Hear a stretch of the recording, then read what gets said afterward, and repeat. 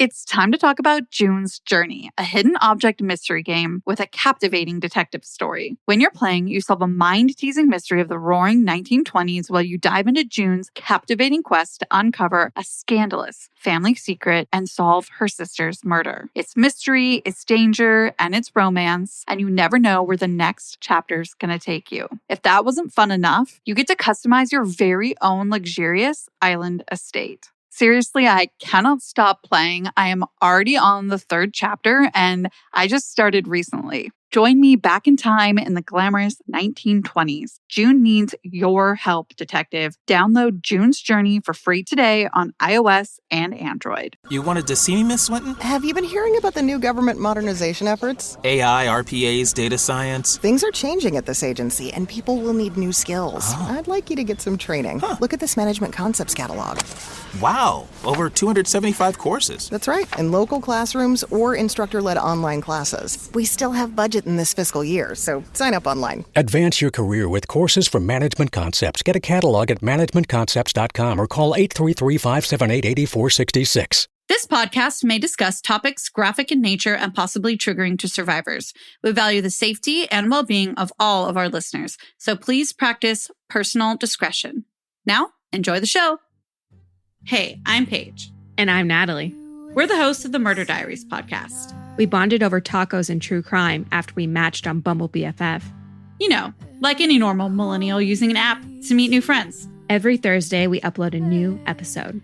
In each episode of the Murder Diaries, we tell true crime one story at a time. One week it's my turn. And the next week it's mine. You still think it's in my head, but I'm walking with the dead.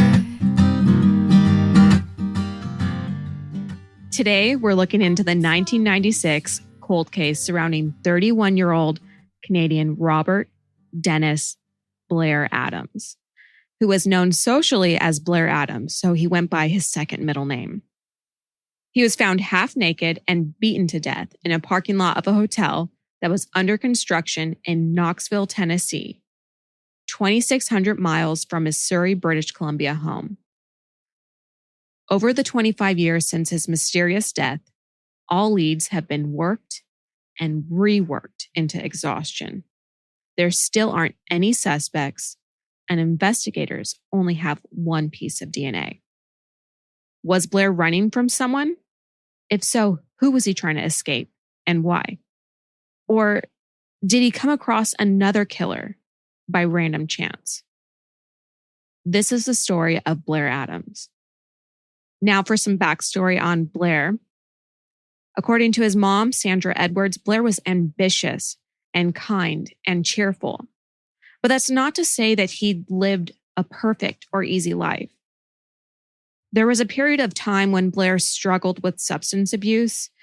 And from my resources, it's really unclear if he had issues with narcotics or just alcohol, because my resources are pretty ambiguous about what exactly he used. But we do know that he attended Alcoholics Anonymous.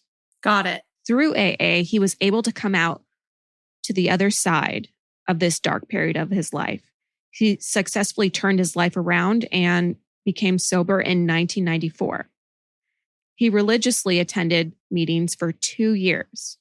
In the following year, 1995, Blair started working for his stepfather's prefab construction company called SS Cedar Homes.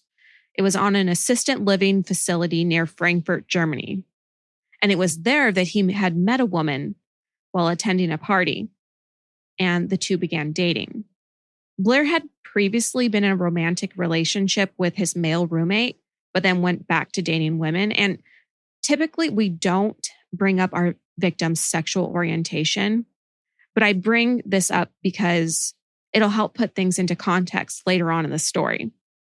It's the 1990s, and unfortunately, the public wasn't as accepting as they are today. And that could have played a role in some things later on down the road. We're now in 1996.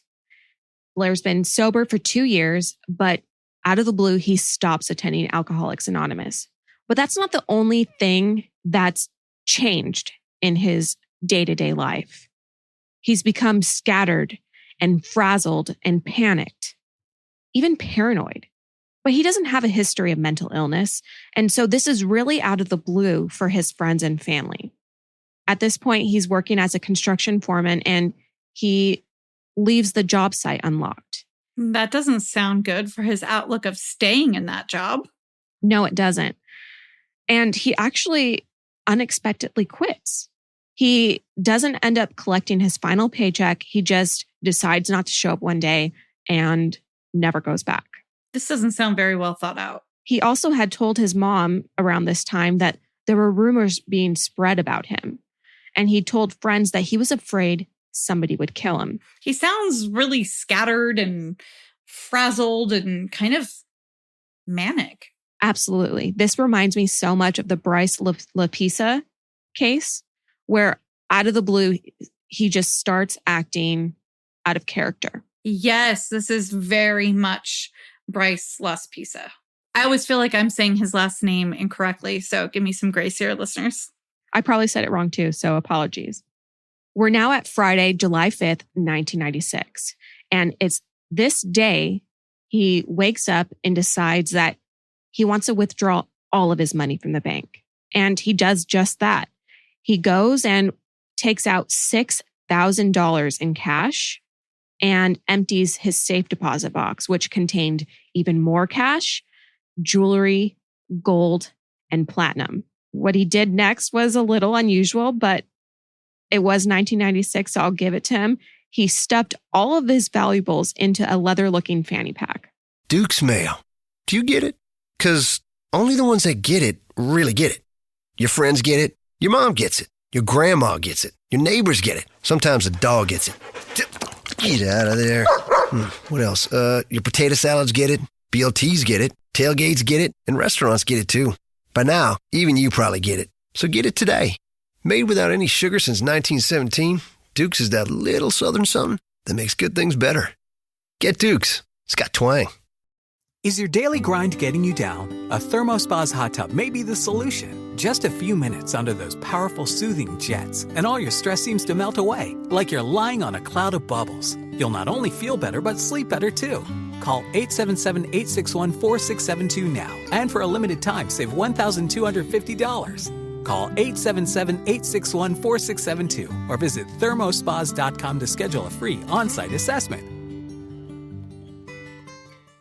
The following day, Saturday, July 6th, he tells his mother that something's been bothering him. And she knows that something's been bothering him because he's been experiencing mood swings that were described as frequent and wild. Yeah, and moms have mother's intuition. Oh, absolutely. She could tell something was going on, but I don't think until this point she knew how bad things were for her son. Yeah, he's 31, so he's been on his own and independent, presumably for a while by now. Right. Yeah, he lives on his own, and this just happens to be an encounter he has with his mom. He had also been experiencing trouble sleeping, and this is just too much for his mom to see her son in pain, and she asks him if everything's okay. Now, I actually have a quote from her. Paige, if you don't mind reading it, I think it'll kind of address what she was thinking at this time. Sure. So Blair's mom's quoted as saying, "Something was obviously very the matter. He hadn't been sleeping well. Something was wrong. I asked him numerous times what was wrong. He said, I don't think I should tell you about it. And to this day, I don't know what it is." This is a mom who was in tune with her son and in regular communications when you're listening to this quote. Like, she knows his sleeping patterns. She knows the differences in sleeping patterns and his normal life patterns. It's kind of hard for me to get out in this case, but yeah, I mean, she knows what's normal for him and what's not. And she's very confident and assured of that in this quote, in my opinion. I 100% agree. That was the perfect analysis of what she had to say about it. And it's a little heartbreaking too, because you could tell she was there wanting to help, but maybe not overstep any boundaries for her adult son. Absolutely. I mean, again, 31 years old. He's off on his own. We can't wonder what if she had done this or looked at this or dug up this or had asked him this. She's also probably not assuming that anything horrific was going to happen to him. Most people don't. Hindsight's always 20/20. It's this day that he decides to take a spur-of-the-moment trip to Courtenay, British Columbia. His motivation for the trip was to visit his uncle who lived out there. Unfortunately, when he arrived, he realized his uncle wasn't home and quickly returned home to his mother. We're now on Sunday, July 7th, 1996, and it's this day he decides that he wants to cross the Canadian-US border into the United States. And he decides to use the ferry from Victoria, British Columbia to Seattle, Washington. But he's stopped in the process by immigration officials because they suspect that he's a possible drug courier due to the excessive amount of cash that he has on his person. Remember, he has at least $6,000 in cash, platinum and gold and jewelry and everything that most tourists wouldn't carry with them for a casual trip. Yeah, I mean, these are things that they're looking for. And according to a fantastic show I used to watch, I believe it was called Airline. It was all about Canadian and US border protection and control. And apparently the US is a huge avenue, specifically on the West Coast, of marijuana distribution and things like that. And you're just not supposed to be bringing those things over another country's border. So I thought that was kind of an interesting piece. And so I guess it makes sense in context of this case that they're going to be looking for suspicious things. I guess just in general being border patrol, but when it comes to the West Coast, these things are not a joke for sure. You're right on the money because he had actually lied to the immigration officers about his past drug and assault charges. So it didn't even look good for him on that end. As a result, he was denied entry into the United States and returned to his mother's home. The following day, Monday, July 8th, he packed his bags and left his mother's house for the last time. He told her that he was traveling to Atlanta, Georgia for the 1996 Olympic Games. But here's the catch. It's July 8th. The Olympic Games weren't scheduled for another week and a half. They were supposed to start on July 19th. So that is kind of a big window of time of him not having anything to do. And when you're talking about an international trip of sorts, these things are really expensive. So where are you staying for those 11 days and then you Right. still have time past when the games started? But side note, this was one of the best Olympic Games literally in my lifetime.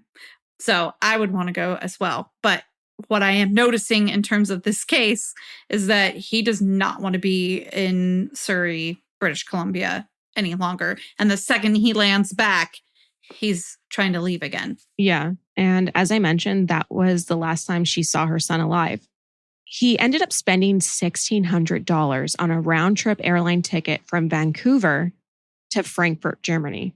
So again, that leaves us wondering, I thought he was going to Atlanta, Georgia for the games, but now he's bought a ticket to Germany. And why not just say, I'm going to Germany, if that's your plan? Or did a plan get thwarted?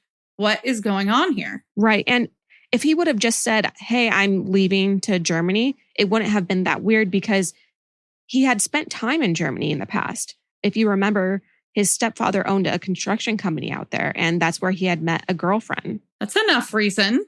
Right. So this $1,600 round trip ticket is scheduled for the following day. But just hours after he purchased it, he went to a friend's house. And he told this female friend of his that he needed to get across the border to the United States. His reasoning was somebody was trying to kill him. He was tearful and frightened and a little bit anxious around her. And she could tell that this was something that he really felt needed to happen. But she told him she couldn't help him. She had kids and didn't want to get involved with transporting someone who was denied entry already. And she had to tell him no. This brings us to Tuesday, July 9th. Instead of flying to Germany with the ticket he bought the day before, like I said, he returned the ticket. and rented a car. Again, he tries to cross the Canadian-US border, but he gets out of the car and attempts to cross on foot when he's caught by the Pacific Highway border crossing. This border crossing connects Surrey, British Columbia, and Blaine, Washington, and is one of the 5 busiest commercial US-Canada border crossings. When he was caught, Border Patrol was again confused and left scratching their heads about why this man was trying so hard to cross the border with so much money. So much cash. So much cash. Cash specifically, that's not safe to do in so many ways. So why do we have so much cash, and why do you need to bring it across the border in your pocket, for so to speak? Right. Additionally, he was covered in scratches all over his arms and legs. Nobody knows how he got them, but it was weird. And to up the weird factor, he had been ID'd as someone who matched the description of a man who had been implicated in a recent car theft.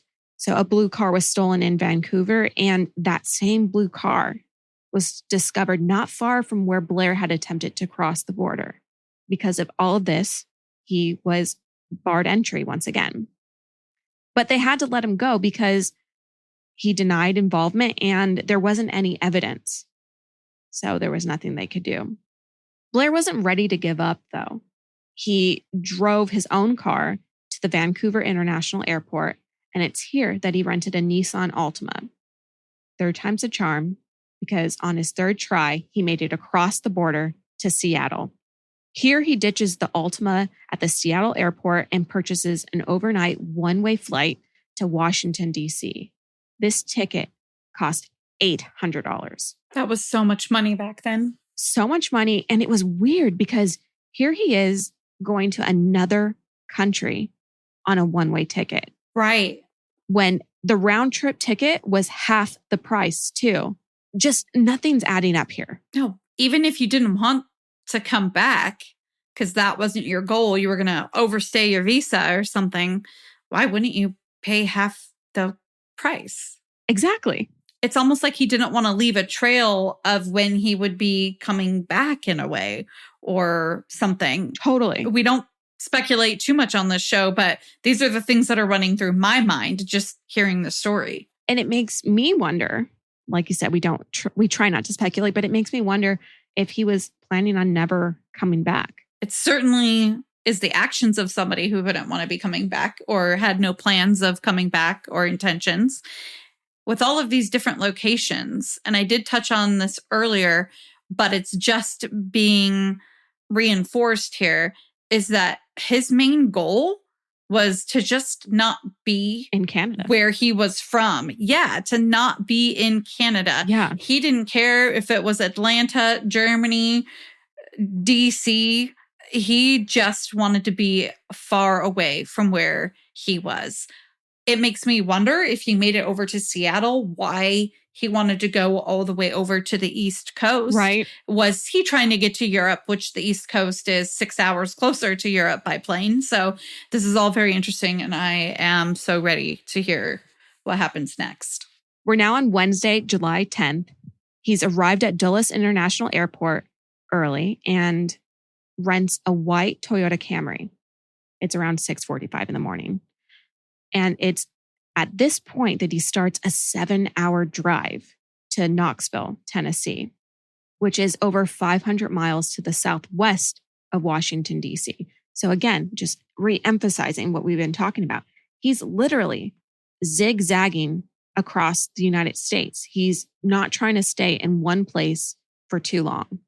And it's this leg of the trip that's really odd to Blair's friends and families because he didn't know anyone over there.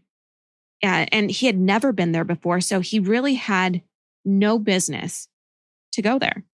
While he's en route to Knoxville, he gets into a small fender bender. He had backed his car into another man's vehicle, and the man later commented that Blair was super nice, but he was clearly in a hurry, didn't waste any time with niceties, and just had to get out of there. The next reported sighting of Blair was at a gas station on Strawberry Plains Pike in Knoxville at 5:30 p.m. that same day. And it's here that the gas station employee has an unusual encounter with Blair. Blair tells him that he has the wrong keys for his Toyota Camry and can't start the car. And the gas station employee is baffled because, of course, he had to have the keys, because how else did he drive it and get to the gas station? It doesn't make sense. Right. This makes no sense. How else would he have gotten to the gas station if he didn't have the keys to the car he had just driven there? Right. I mean, he apparently had another set of keys. And when the gas station employee decided that, you know what, I'm not going to deal with this, I'm going to have someone come out and help you out, he calls a repair service driver named Gerald Sapp. He gets to the gas station, and again, this person tries to help Blair.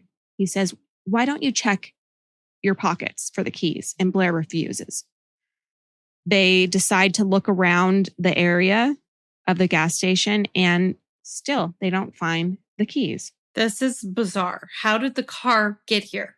It's at this point that Blair suggests that they tow the car to a local motel so he could stay there while he waits for another car to arrive from the rental company.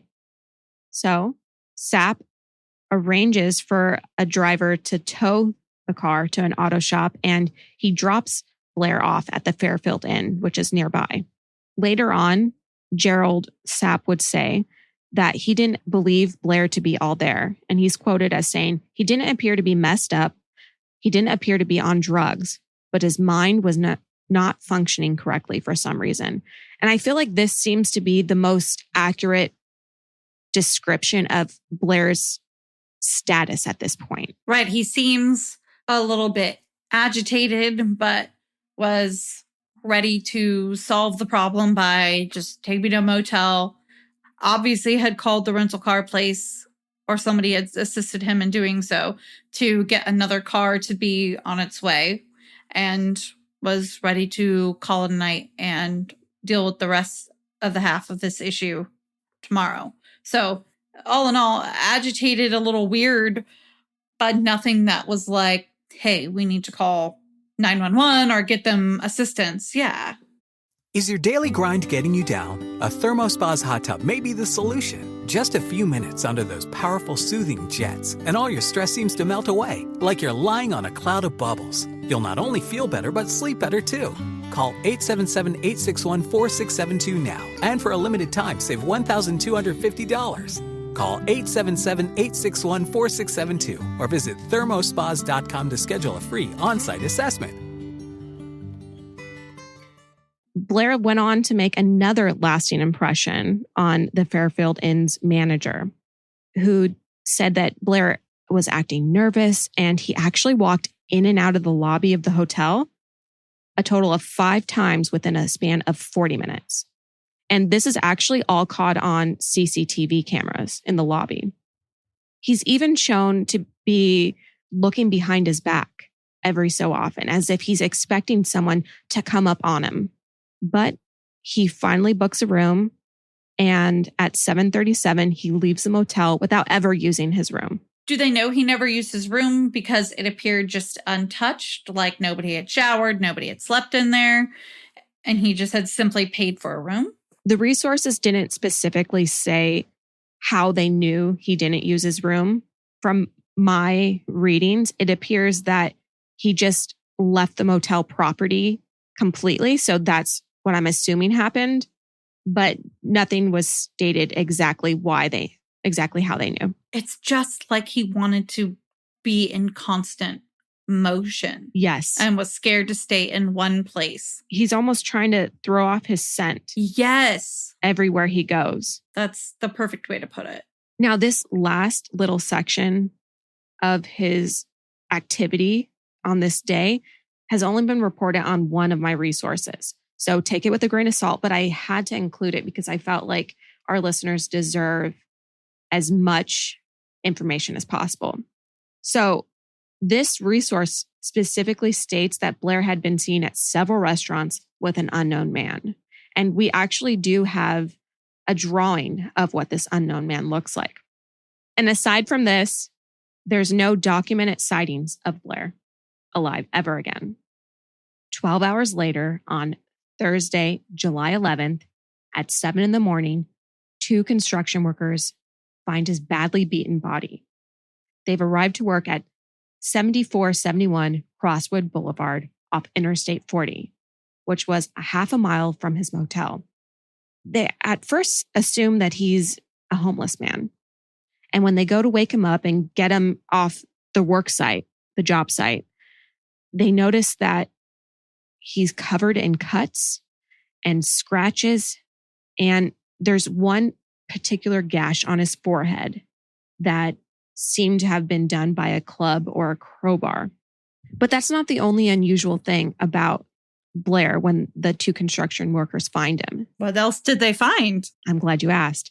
There's keys, a key card for the motel on the floor near his body. There's a black duffel bag filled with maps and receipts from all of his sporadic travels.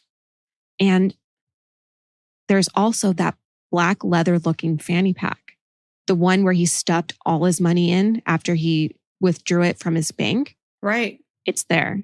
And the cash is there, but he doesn't just have Canadian dollars and American dollars. He also has German money as well.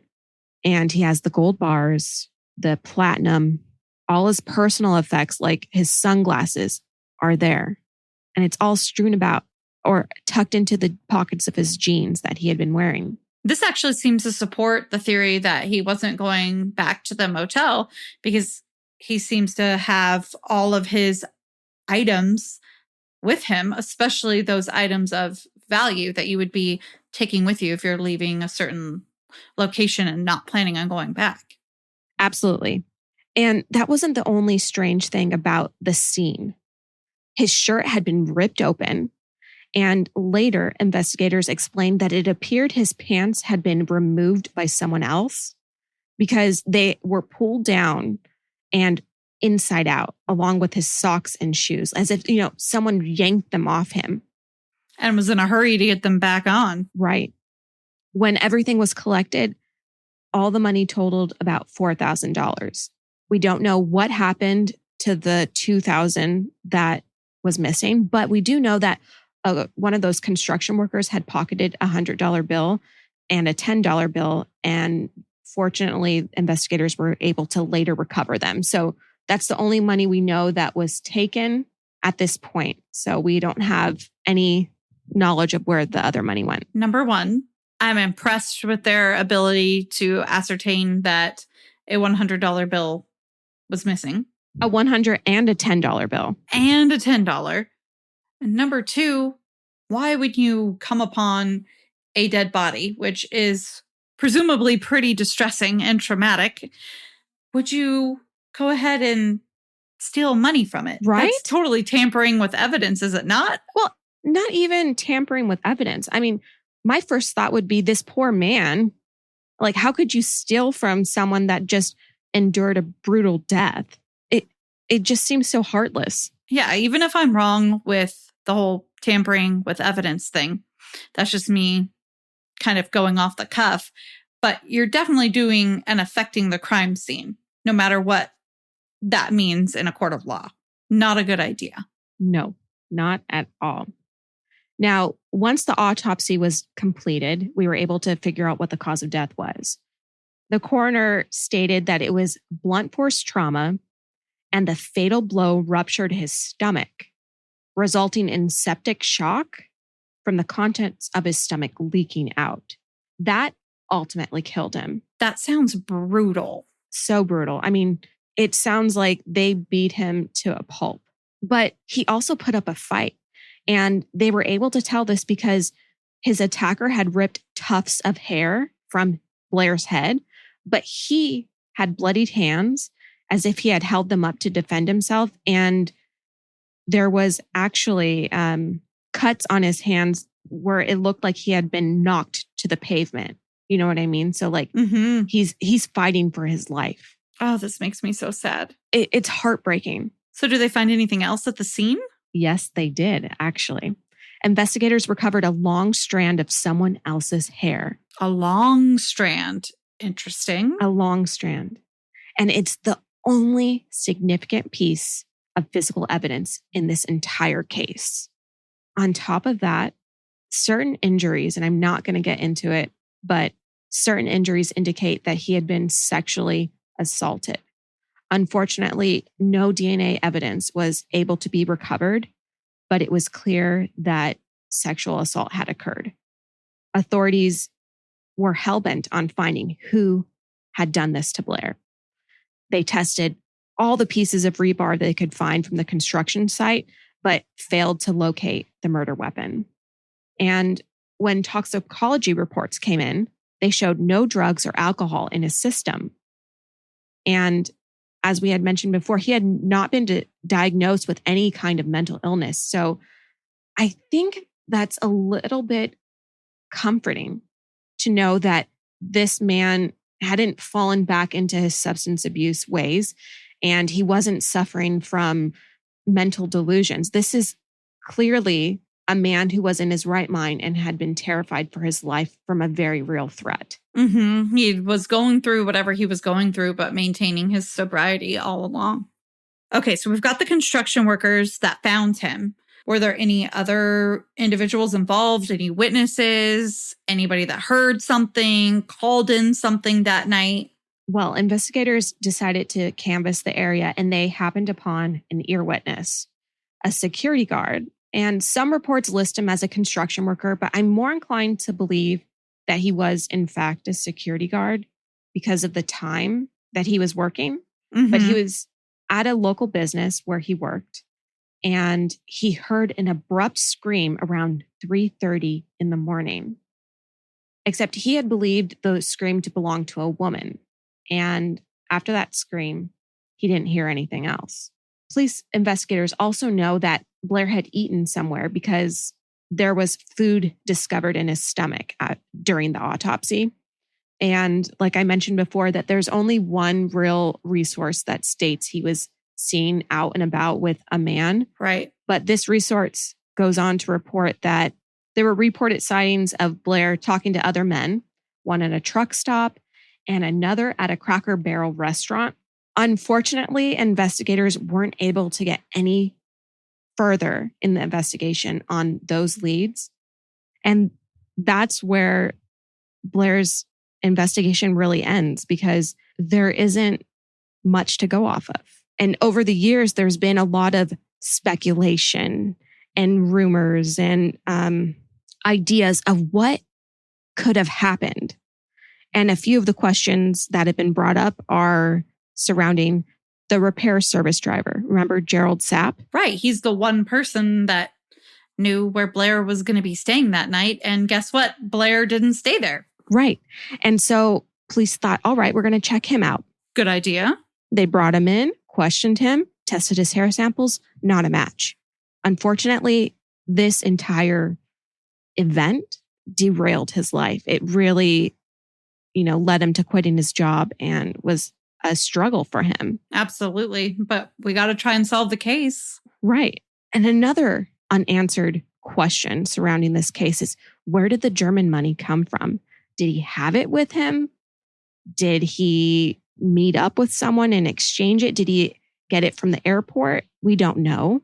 But it's unusual that he would have 3 different currencies on him. It almost shows a plan of being in 3 different areas, but having that money on you to begin with. Again, back to not wanting to leave much of a trail, which cash will help you not leave a trail. Right. And to this day, investigators for the Tennessee Bureau of Investigation call this case a mystery. Several of these investigators have overseen 10s, 20s, 30s, 40s worth of homicide investigations. And Blair's is the one that sticks out to them because there are no answers. There's only speculation. Another troubling thing is how his family reacted to the news. About 4 years ago, I want to say in 2017, an updated article on Blair's case made it into the newspaper. And this investigative journalist did his due diligence and contacted the family. And when he contacted the family, he was a little surprised, I would say is probably the best way to describe it, by their reaction. They were almost defensive and were uninterested in talking to this investigative journalist about their son's death. It led to Reddit threads questioning if they knew something about Blair's death that we don't know, that the general public and investigators don't know. I mean, it's a hard call because unfortunately, one of his goals seems to be very clearly that he didn't want to be where they were. Right. So for those theories, that doesn't look that great. In my opinion, if we're having a conversation about this, it just makes me wonder more about all of the awful things that families and loved ones of those who are missing and murdered often experience. I mean, it is horrible. Down to Sarah Turney receiving a comment about, hey, you don't talk about her enough. Like, people come up with expectations and you're supposed to be like this. And, oh, that's not enough tears or that's too many tears.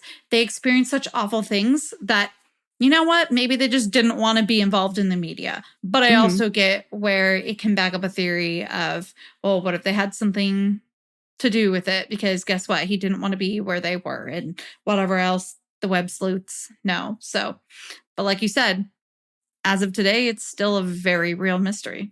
Absolutely. And it's so sad because this man was only 31 years old. He had his whole life ahead of him. He had turned his life around after such a dark period in his life. And this is how it ends. It's heartbreaking. And it makes me hope and wish and pray for his family to have justice soon. You know, we're left with a lot of questions in this case, like who was the guy that he may have been seen with at the restaurant? Exactly. And a lot of web sleuths actually speculate perhaps Blair hit on the wrong guy and it resulted in this tragic ending. Because remember, this is 1996. People weren't as accepting as they are today. I mean, we still have a long way to go in 2021. And this was 25 years ago. Right. So we'll leave it here, which is basically where anybody involved in this case is left, which is with a lot of questions. If you or someone you know has information on Blair's case, please call KCSO's Cold Case Unit at 856-215-2675. Until our next episode, you know where to find us at the Murder Diaries Pod on Instagram, at the Murder Diaries Pod at gmail.com, and the Murder Diaries Podcast.com. Go check out our merch store. You have until April 19th to get your goodies. And Natalie wants you to do something. Yeah, I do. Don't forget to rate, review, and subscribe to us on Apple Podcasts or wherever you listen. It helps us keep the good content flowing. It sure does. And until then, better safe than dead. Bye. Is your daily grind getting you down? A ThermoSpa's hot tub may be the solution. Just a few minutes under those powerful soothing jets, and all your stress seems to melt away, like you're lying on a cloud of bubbles. You'll not only feel better, but sleep better too. Call 877-861-4672 now. And for a limited time, save $1,250. Call 877-861-4672 or visit thermospas.com to schedule a free on-site assessment. Seeking the truth never gets old. Introducing June's Journey, the free-to-play mobile game that will immerse you in a thrilling murder mystery. Join June Parker as she uncovers hidden objects and clues to solve her sister's death in a beautifully illustrated world set in the Roaring '20s. With new chapters added every week, the excitement never ends. Download June's Journey now on your Android or iOS device or play on PC through Facebook Games.